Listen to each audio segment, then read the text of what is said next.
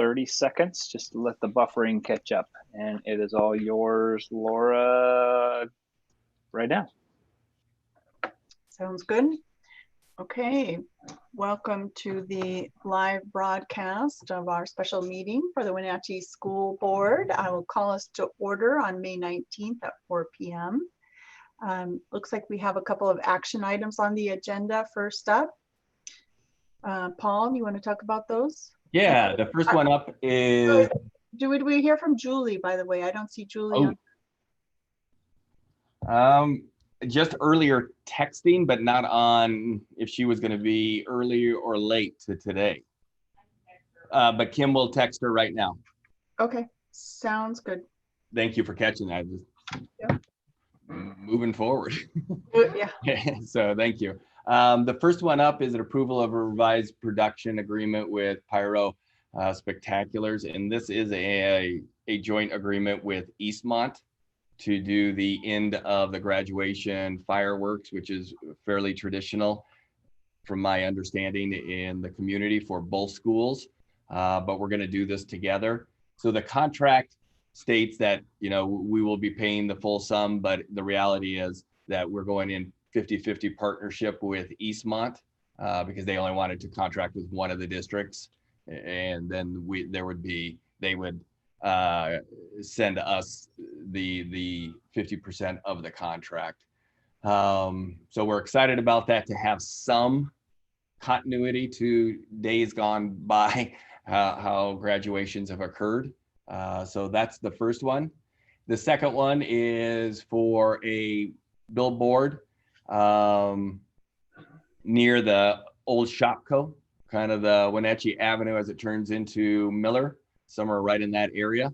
But to be able just to celebrate West Side and Wenatchee High School graduates and a pretty kind of large in just being able to celebrate our kids in a different way than we have in the past.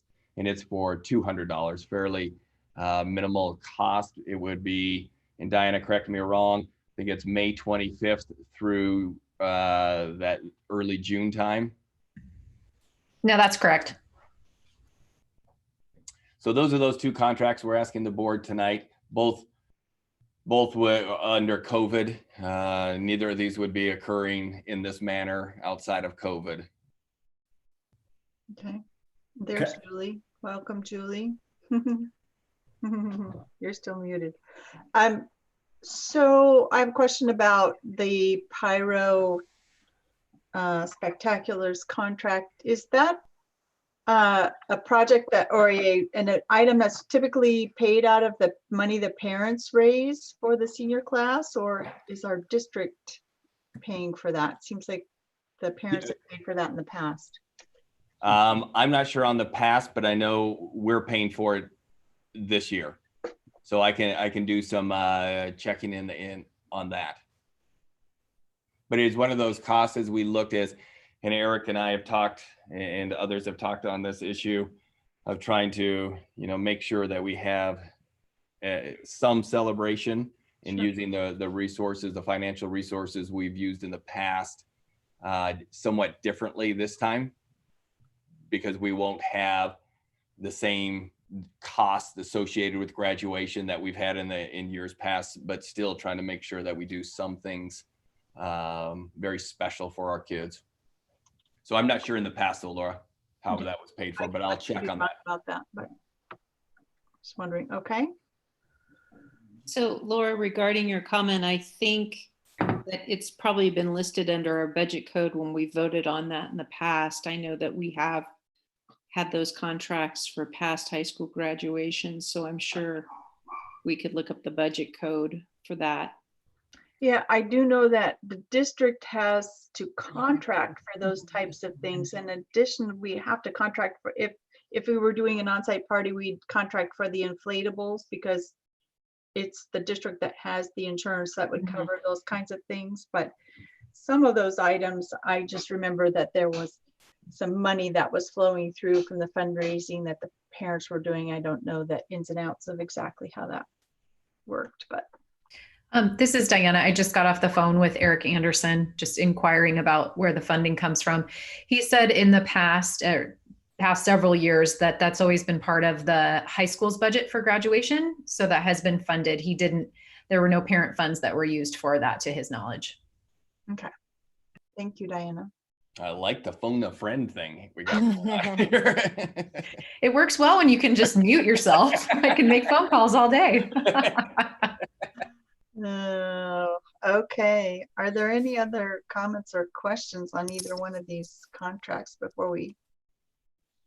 I'm assuming we're going to be part of the rotation on the billboard. Diana, do you know, can you sort of describe what we might expect to see in terms of frequency?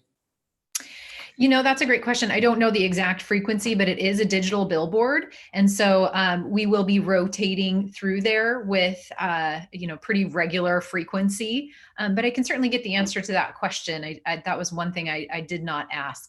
I do know that Lamar was great to work with, and they had originally given us some dates that the board was available that were after graduation, and they were able to pull some strings with advertisers who had already scheduled time during the window we were hoping to shoot for.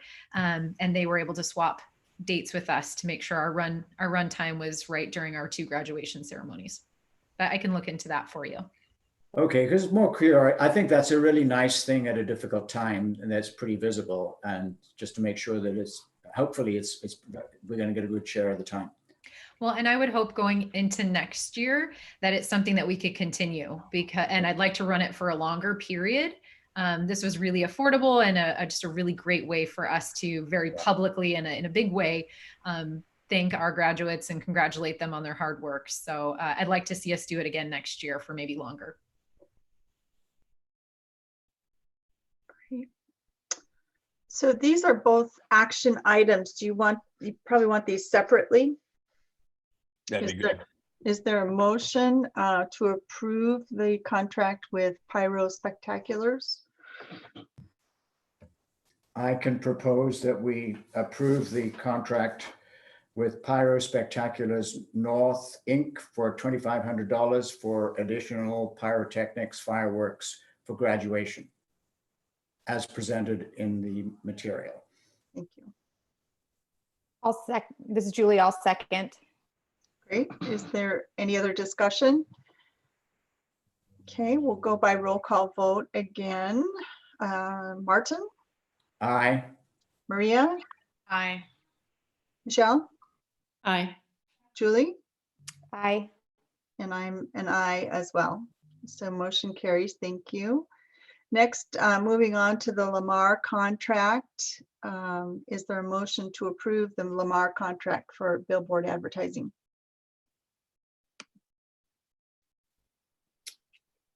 Well, I propose, as we're all being silent, do it twice this time. I'm beating you out, Michelle. This is Lamar Company's contract number 3424372 for 2 weeks billboard advertising at the corner of Wenatchee Avenue and Miller between 525 and 607 for $200. Super. Is there a second? I will second that motion, Maria. Great, thank you. Is there any further discussion? Okay, not all those in favor. I'll go backwards this time. Julie? Aye. Michelle? Aye. Maria? Aye. Martin? Aye. And I'm aye as well. Great. Thank you. Okay, moving on to our COVID update. Yeah, I've got a few items for you. First up, just the graduation. We continue to move forward with our virtual graduation. This week, Wenatchee High School and Westside are doing the picture. Our kids are coming in their cap and gowns at designated times. We're really making sure we're doing all the social distancing, following all protocols, but kids are getting out of their car, come up, they'll get a few of their items. Parsons is taking their pictures, all to be uploaded into our virtual graduation ceremony. So they're working on that all this week. Spoke with Eric yesterday afternoon, said it's going really well. Kids are doing a great job. I had one kid who kind of ran out and high-fived another one, and they're like, no, back in your car, go right back there. So pretty pleased out of all the kids. You know, we had one straggler but they're doing a really nice job of making sure the kids are able to get the pictures in their cap and gown. And for those who aren't able to make it, we'll use their senior pictures that we have as well. So making sure that every kid is represented in the virtual graduation. So the work there continues to move forward. Really pleased with that. I've got a glimpse into an op-ed that Eric wrote for the World. We're hoping that is going out in the next few days, that they'll be publishing that. I think it's just a really great perspective from a dad who has 2 twin daughters who are graduating this year. And that perspective that many of our family members are experiencing during this time of loss. So I think it was just a really nice, heartfelt perspective from him. And I believe, if I'm not mistaken, Lance from Eastmont, because we're becoming so collaborative anymore, that I know about Lance, and he has children who, I think a child who's graduating this year from Eastmont. So big graduations, and I believe he will also be writing a perspective as well. So I just think it's always good to humanize our leaders and to be putting out messages from them. So excited to see that in the paper in the coming days. Spoke last time about focus groups that Mike and I are going to be doing. We worked yesterday kind of crafting that, asking leaders for some names of people for us to be reaching out. So we'll start that next week. And again, this is really for getting a good sense of what's happened this year, but really with a lens towards next year, because there's nothing I've read or anybody else has read that says it's going to be traditional starting, the first day of school. I don't think any of us believe that. We believe that it's going to be some type of hybrid, but who knows what that means. The state superintendent, I was on a superintendent call with all the area superintendents, state superintendents today. He's promised that his group that he oversees, all regarding school reopening, that they'll have some guidance to us by middle of June. So we have to then really work hard to make sure that we're up and running by August, whatever up and running means. So these focus groups are ways to hear from different perspectives from, again, teachers, parents, and students. How have we been doing, and what are ways we can improve our online work for next year, whatever that looks like. So Mike and I are excited to get those kicked off middle of next week, and they'll run for the next few weeks as we collect that information. Our larger internet connectivity meeting throughout the region continues to really move forward. I'm excited about our next meeting, where we're going to be sharing kind of as we've termed it, the bundle and save information that we're going to be putting out to our community members. So that's going to come forward.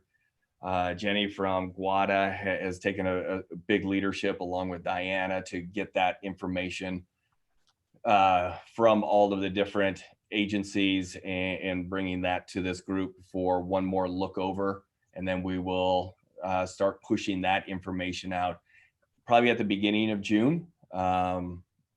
So we've been talking about, and then Maria jump in too, about short-term and long-term. That we've got to be doing both of these pieces right now. Short-term are the hotspots kind of ideas, the turning on our hotspots in our libraries, and our community college, at our schools, and wherever else, and the work that PUD and local tele put out for us. The long-term is a communication campaign to help community members actually access Wi-Fi and internet long-term. Because what we're hearing, we heard from David Olson from, I want to say Confluence, Columbia Health. He's like, this is not going away anytime soon. We're still going to need these types of internet connections. Really proud to hear that he and Dr. Rutherford and other region area hospitals are modeling our work that we've this group has created for other hospitals as well. So he's taking what we've done and going to model it for others. I think the piece that I'm most excited about, and we've tried to say this on a number of occasions, this isn't just for Wenatchee School District. This model is really, we want to replicate it and be able to kind of almost package it and give it to other school districts around to say, this is one way that we've been able to hopefully tackle some of these issues. And across the board, from Link to Local Tel to Wenatchee Valley College, and everybody in between, they're all excited about the regional piece and using kind of our work as kind of a model of how you do it, but then the dispersing of it is what gets more people excited.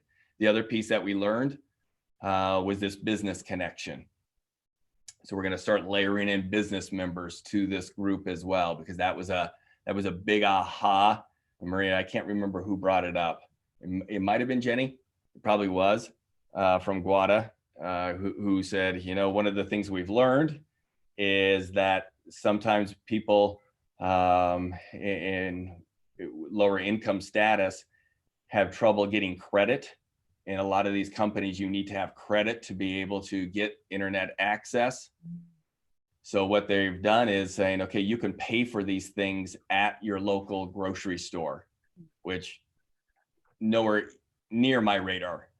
I never even thought about that. So it's that type of partnership that we've developed where people are really thinking differently about how to truly support our entire community.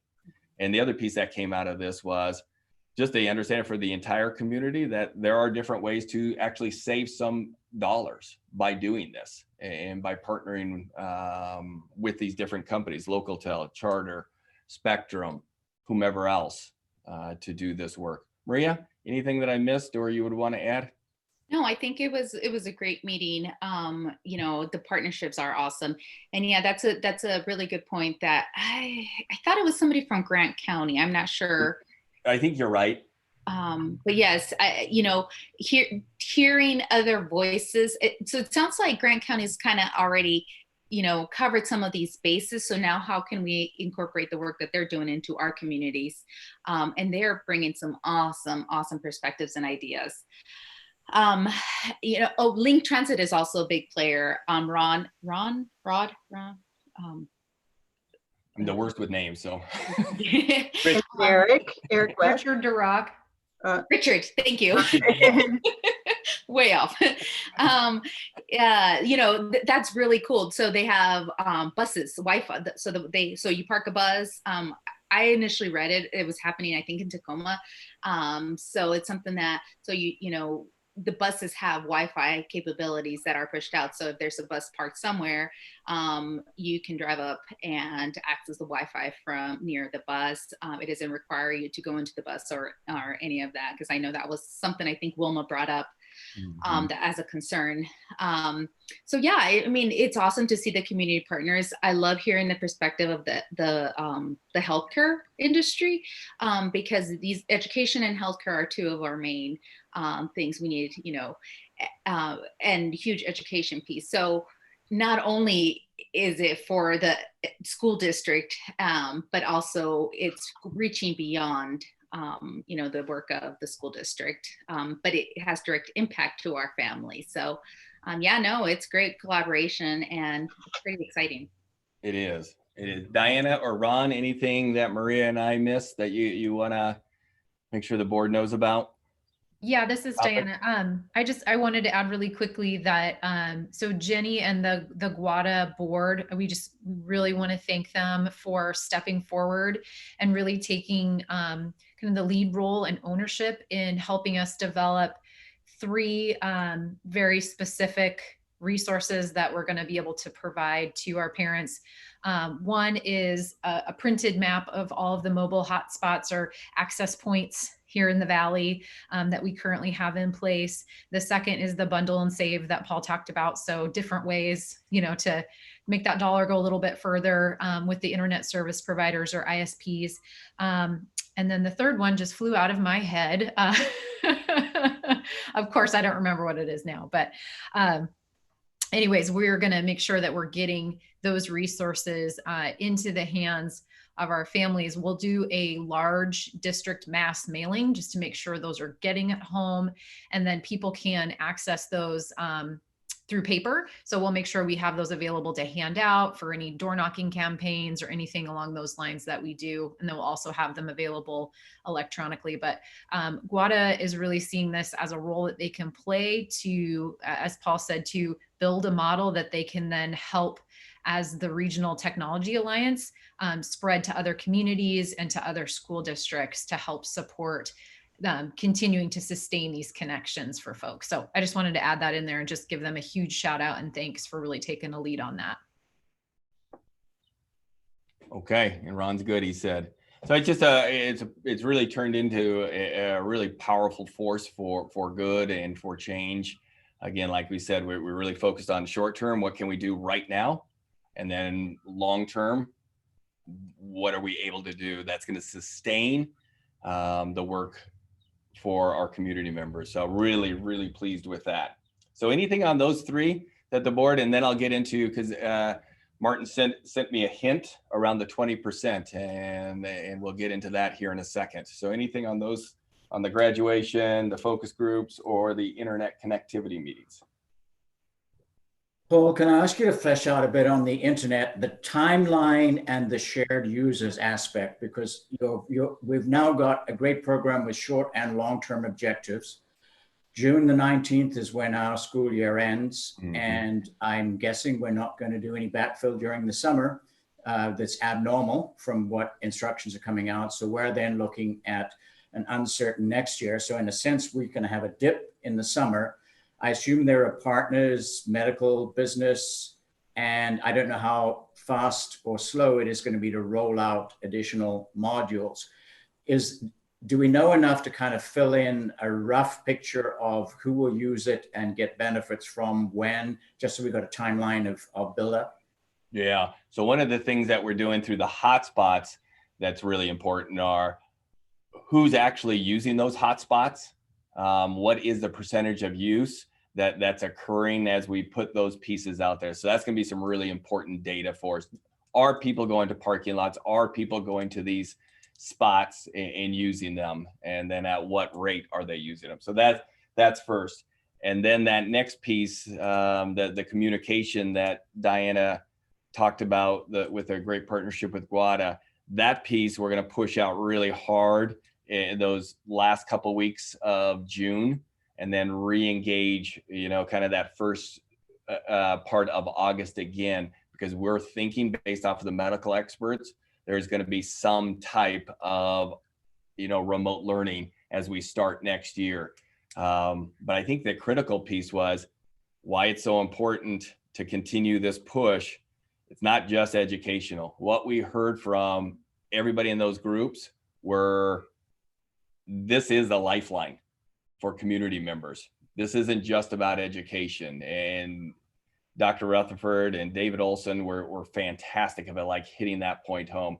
Their teledoc, David Olson believes that teledoc will be a substantially more used tool than it currently is now. It is definitely out there, but he truly believes that will be a way of really engaging their doctors in the future at a much higher rate than what they see now.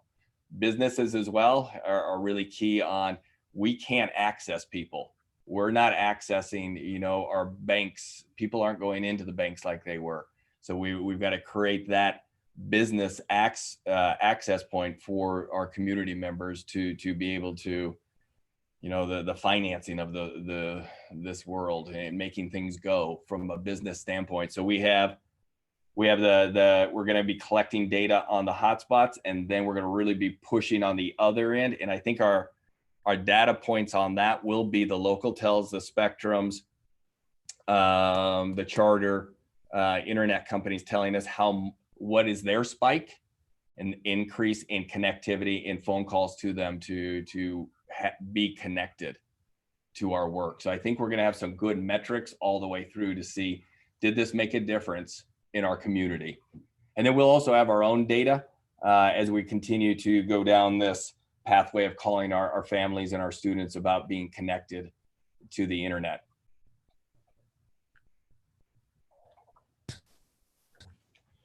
Okay, and Martin mentioned summer school.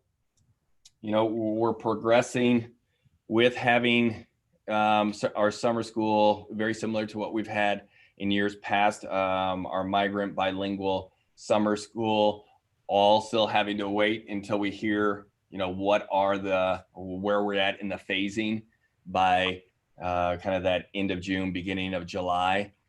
They have opened up, so we have more spots available to kids, so that will be good. Still under the title, under the migrant, under all of those frameworks, but we'll be able to offer more spots to more kids. So that's pretty cool.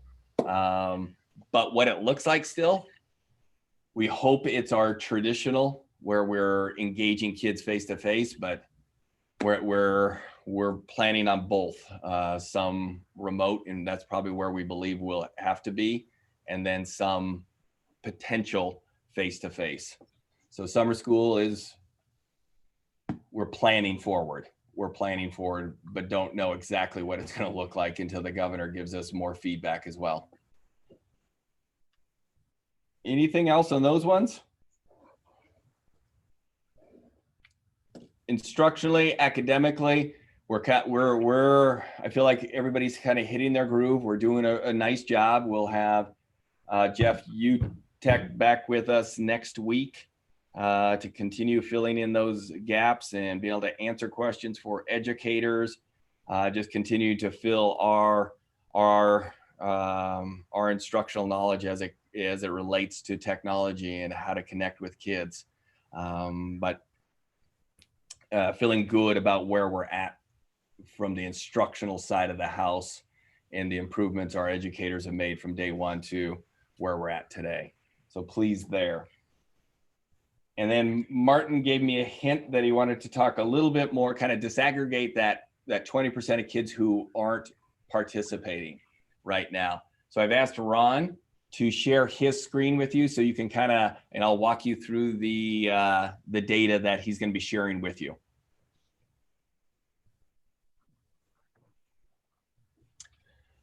All right, So, you should see it now. Yep, it looks good. So Ron, just jump in whenever. So this is the 100% of the 20% of kids that in the rough 20% of kids that we have not been able to engage. Okay, so this is the 100% of the 20% of kids who have not engaged with us in some form or some fashion. So what we've asked are for teachers, educators, to be making connections with our kids for those kids who aren't connected with us. And that connection is you're turning in work, you're showing up to open office hours, or at least you're emailing us your information that we need. So this is that, again, overarching 20% of kids who have not connected with us on a regular basis. So the biggest percentage is this student choice not to participate. And it means exactly that 34% of the 20% are willfully choosing, saying, I'm not going to participate in doing this. So that was a hard one for us to hear. They're just saying, I'm just not going to do it. And then we'll go through them, and then you guys ask all the questions. And then we've got 24% who we can't get in contact with. We've called, we've emailed, but we're getting nothing in return. And it's multiple calls. It's not just one call, it's multiple calls have been made and there's no response back to us. About 13% a lack of interest, like, I did it on day one, not really loving this and not engaged at all. 6.5 are saying unclear expectations to participate. Saying, I didn't even know I was supposed to participate. So that's new to me. So that was a good phone call. Saying, no, you got to participate. 5.2 saying we don't have the internet. So out of that 20%, that 5% are saying still not connected. This one, little surprising, but still they're saying it, 4.4, no device. That they don't have the little laptop to do the work. So, and in those conversations, our people are saying, we will provide it to you. We will get this to you. Yeah, so trying to really trying to attack those problems. So 3.5, Ron, correct me if I'm wrong on this one. They have engaged after we've connected with them. So they've now, we're going to take that from a 20%, we'll take the 3%. So we've got 16.5% of kids who are engaged. So it's working. It's, I would rather see that number be the 34, but currently it's the 3.5. Ron, what have I missed? And then we'll turn it over to the board. I think you skipped over the parent choice not to participate at 8%.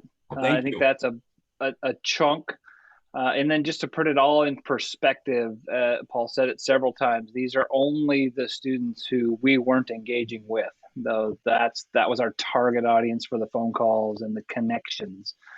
So numbers wise, you're at several hundred on that first thing of students just choosing not to participate. And a lot of the anecdotal data is just, you know what, I got lots of other things happening with work and family and taking care of siblings and everything else. It's just not a priority for me, and their family has supported them in that decision.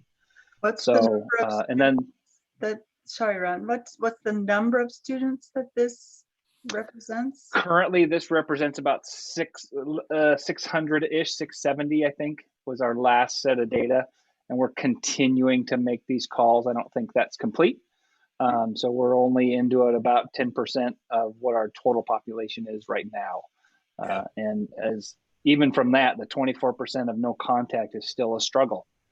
We've tried texting apps, we've tried email, we've tried phone calls, and left messages. There's just no two-way communication happening from a good chunk of these students. So Ron, the other part of it is in total, we've gone from 20% to 10%. In terms of this data, this represents about 10% of the kids. I'm pretty confident looking across the buildings, the percentage buckets are going to remain statistically about the same, even if we doubled that number of kids that we've gotten a hold of. It's holding true when I look across sites and look across the spectrum so far. So we just did a first poll this week. Yeah, it should be roughly in that 12 to 1,500. You know, if it's 20%, we should have been able to engage with about 12 to 1,500 kids or families. But currently, we've only been able to, you know, have that 600 and whatever Ron said, almost 700. Almost 700. Mm-hmm. So we're recommunicating to our principals, okay, we got to make these calls. We got to make these calls and really doing this work. So this is our first week of this and then we believe a lot of them have made calls, but they're not documenting it. So we just got to circle back and make sure that our data is really clean with people. But statistically, Ron's right. I mean, this is still about 50% of our 20%. So statistically, that's the same. These numbers will probably be right where we're going to be at. However, I still want to make sure that we're connecting with every one of those 12 to 1,500 kids who are not connected with us right now. Yeah, our end numbers will go up, but I you know, when I look at all the buildings and their breakdown, they stayed pretty much the same pattern across all these categories. Yeah. And just to make sure I understand, then our missing in action is still about 20%. Maybe it's 19 if we got 3.7% re-engaged. This sample is about half of those people, and you think it's going to be representative. Good. So just to put a number, I mean, 20% seems like a small percentage, but when you look at numbers themselves, we're talking 1,500 to 1,600 students. Yep. That seems like a pretty impactful number of kids that are not engaged. We've been talking about 20% for the last several weeks, I think over a month or so. Have we seen that 20% increase? Not increase. The ones who've stayed with us, the ones who like jumped on board, they've stayed. We haven't seen that number decrease, move up to only 75%. So we're seeing a steady, we're seeing that number keep steady, but we're not moving this chart number yet, where we haven't done a great job of moving that number, or compelled for whatever reason, the student choice not to participate and the parents choosing not to participate. I don't know how we're going to move that number really significantly. That's a harder number for us to move right now, but it gives us something to be thinking about next year when, because the state superintendent today was crystal clear. How we're doing current attendance will not be how we're doing attendance next year. Because currently we're saying, you know what, you're getting all your funding. So how we do attendance in Washington is, where they're checking in on us every month. And then they're saying, okay, every month, your projections were spot on. Your kids were there showing up. In this COVID world, they're saying, we're going to fund you. We're just funding you. You don't have to have the daily attendance like you used to. But what he's saying is it's going to be more like it was in the past when we come back in the fall. So that means we won't have the necessary funding if we're having kids who aren't participating, or parents who are saying we don't want to participate. So this helps us think about next year. So Paul, I have a question. Do we know, are other districts having this kind of response also? Yes. Yeah, we're seeing this, especially in districts. When I'm on the regional superintendent call, the North Central, this is pretty similar, and very similar with more demographics like us. This is pretty dang similar. So we've all kind of shifted to capturing more specific data like this. So at our next meeting, we're going to be sharing kind of exactly what you guys are seeing today. So one thing I'll highlight. Oh, go ahead. One thing I was going to highlight that Jeff's going to speak about Thursday, when he trains all of our staff again. He wanted to commend us, quite honestly. He's seeing some districts only 40 to 50% participation rates. So he's going to be a little bit of a pat on the back for Wenatchee schools to even get what we're getting. He was very impressed with that, and he sees he was training up to 4,000-ish teachers so far. So he's got a lot of connections. So if you tune in Thursday, you'll hear that message from him that you're getting above 50%. You're doing the stellar job compared to a lot of other districts in the state. That's an unfortunate reality. I know it's hard to hear, but I think we're actually probably doing better than many in some respects. Great. But I personally don't want to accept that as, I agree. We've done a great job. And I'm looking at, if you take the top 4 reasons on your chart, but you remove no contact because we don't know what the reason is why we're not able to get in touch with them. I believe that comes to 56% of those who are not participating by choice. I mean, whether it's student choice, whether it's parent choice, and I'm going to say lack of interest is also a choice. Mm-hmm. And so I would love to see us sort of dig down into the root causes of that lack of interest. Why is it that you feel that you don't need to participate, or you're not motivated to participate? Is it the way the material is presented? Is it the connection that you have? Is it you just are unmotivated overall? Is it the normal sort of academic stuff, or is it more related to this COVID situation particularly and specifically? And what can we do to address those? What are the biggest reasons, and what can we do to address those? So, Laura, just my thought based on a parent with students that, and we've got some friends that are going through these things. And right now I feel like a lot of the response we're going to get is it's fairly the COVID specific, versus if this was the plan that we rolled out next year and said in the fall, this is how school's going to look. with a lesson plan organized, it would feel different. I think a lot of folks right now are struggling with the way that this is rolled out, and not necessarily the district's fault, just because it was an abrupt stop with a, we don't know what we're doing. And so it becomes very hard to re-engage. And then you've been doing it for a little while and it's just not as rigorous as what you're used to. So, you know, you're seeing some that, yeah, we'll check in for our daily class, but then, you know, it's getting a little bit more loose. And so I think if you started with a rigorous schedule and said, this is the expectation, it would be different than what is right now, with the kind of go with the flow, see how this is working. It just, you feel a little bit like the lab rat. Yeah, it could be. So Paul, I have a couple of questions. So we're talking, this is unengaged students, but I'm wondering how many of these students are siblings?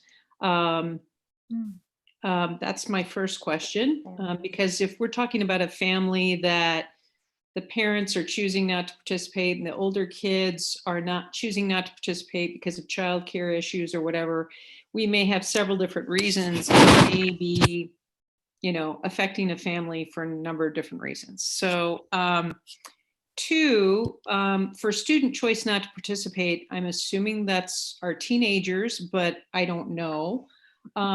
Is some of it special ed students who are younger, who are really struggling?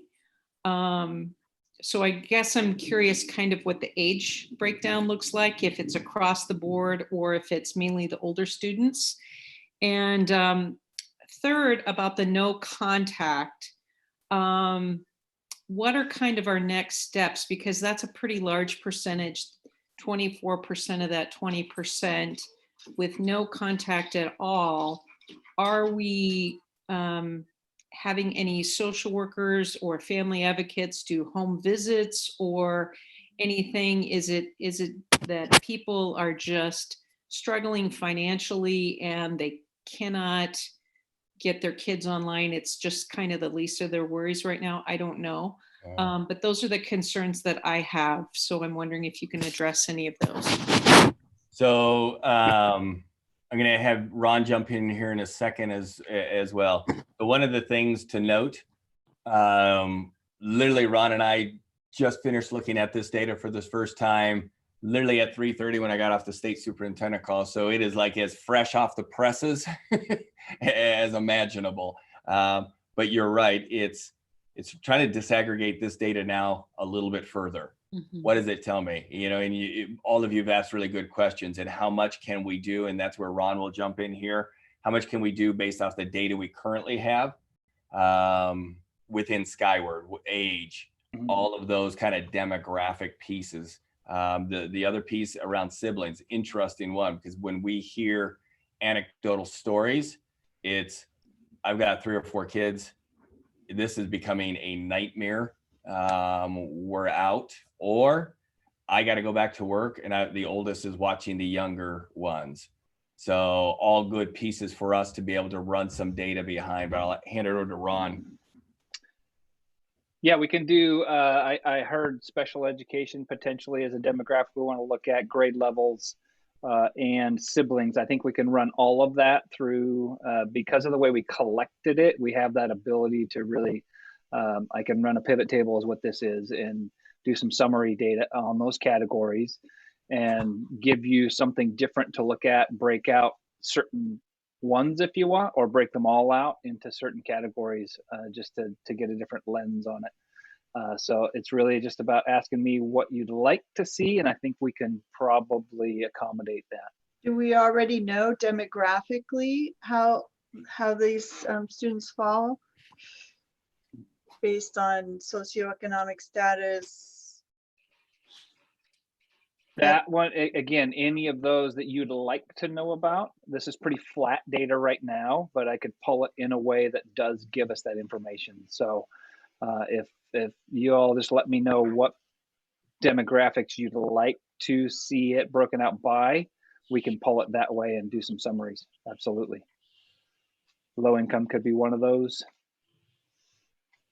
Ron and Paul, this is forward looking from there, because you're right, there's the data And the questions are not so much what we ask, but what everybody thinks is the information that will enable us to cure it. Because to me, I'm looking at two situations. One is a potential funding issue, which itself becomes an equity issue. If the most deprived school districts have the lowest participation, then get even less money, we're going down that path. And Maria got me to go to education school this morning on that subject again.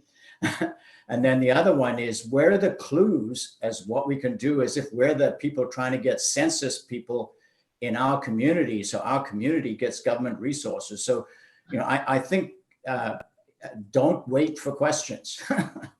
Yeah, no, I think we just, like I said, we just got the data, really diving into it with my team and really trying to understand what it is.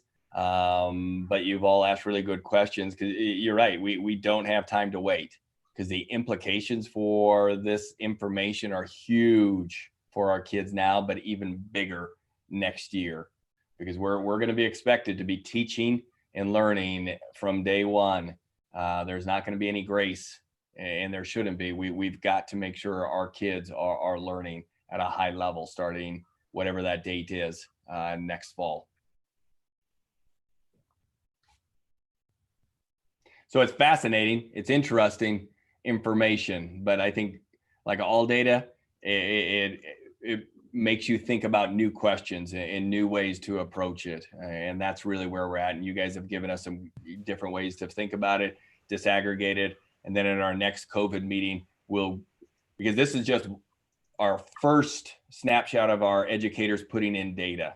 So we know we're going to have to push a little bit harder to make sure we're getting that whole, as Maria said, that 12 to 1,500 kids. We want to make sure we're having contact with all of them to see where they're at. But then we'll have hopefully an even deeper understanding of what's going on. And I think the focus groups that Mike and I are having will also give us little nuggets into that as well. I quickly want to say my questions might have sounded like what's wrong, but what I really meant to say is thank you. We've got tools for figuring out what's right. I appreciate it. No, I think that's what it does. I think it just helps us figure stuff out as we're going down this uncharted territory. What do all these things mean? And you've asked really good questions for us to ponder. Michelle, you're muted. Sorry about that. Thanks. So my question that I had, Paul, about the no contact made with that 24% of those 20% of students, even though that's a large group, I'm hoping that there will be a plan developed. Okay, so they've been attempted to be contacted once, twice, 3 times, and we're kind of striking out. So what's kind of the next step? Is it a home visit, or I'm not sure, but if you can kind of let the board know if that's developed already, or kind of that's being developed, because that's a significant percent of those students who are not participating, and why is it? We don't know, right? So yeah, no, I'm glad. Thank you for following back up on that, as I didn't address it the first time. That's okay. Trying to pull up a document as we're talking. So we have in next Tuesday's regular meeting, the board will be approving our continuous learning plan and the waivers for the instructional hours and the days.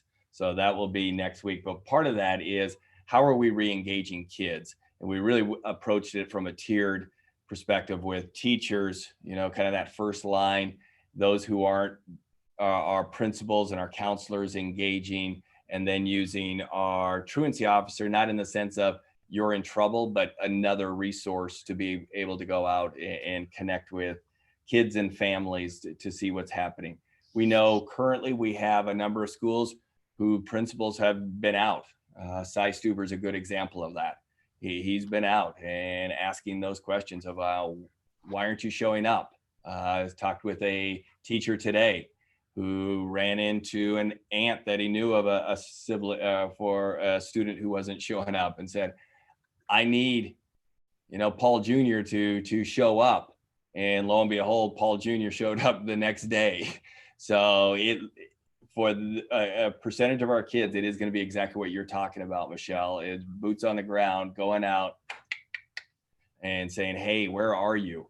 Because part of the piece that we learned as well through this, some of our data is bad data that people have inputted into our Skyward. Not our people, but parents or whomever, siblings or whomever fill out registration forms, miss something, a number, and now it's more challenging to connect with these people.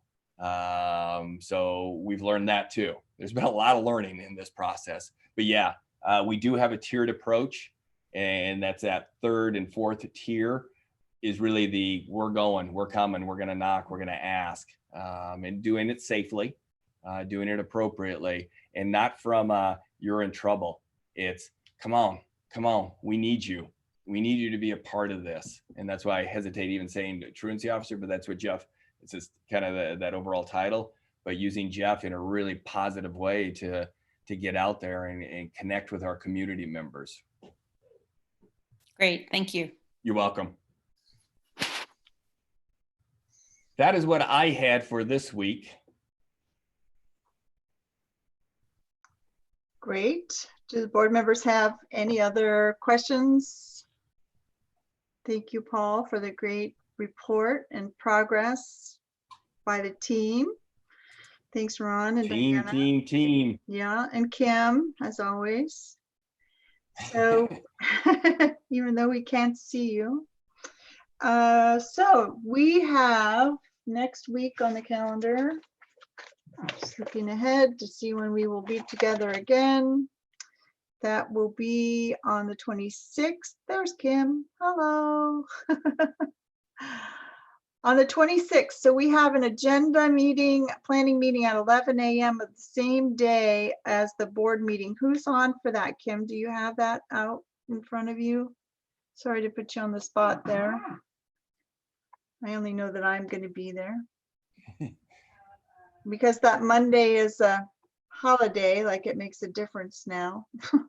You're muted.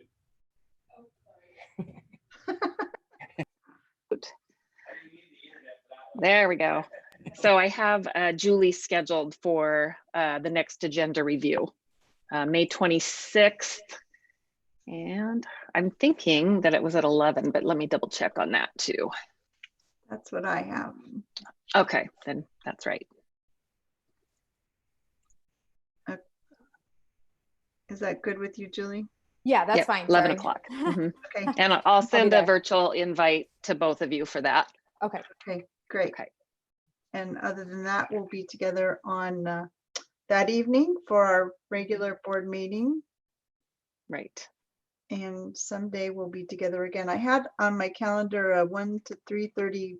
I don't know if that was a workshop this week, but I'm erasing that right now because that's not happening. Whoops. Okay, anything else? Meeting adjourned then. Thank you, everybody. Bye, everybody. Thank you. Bye.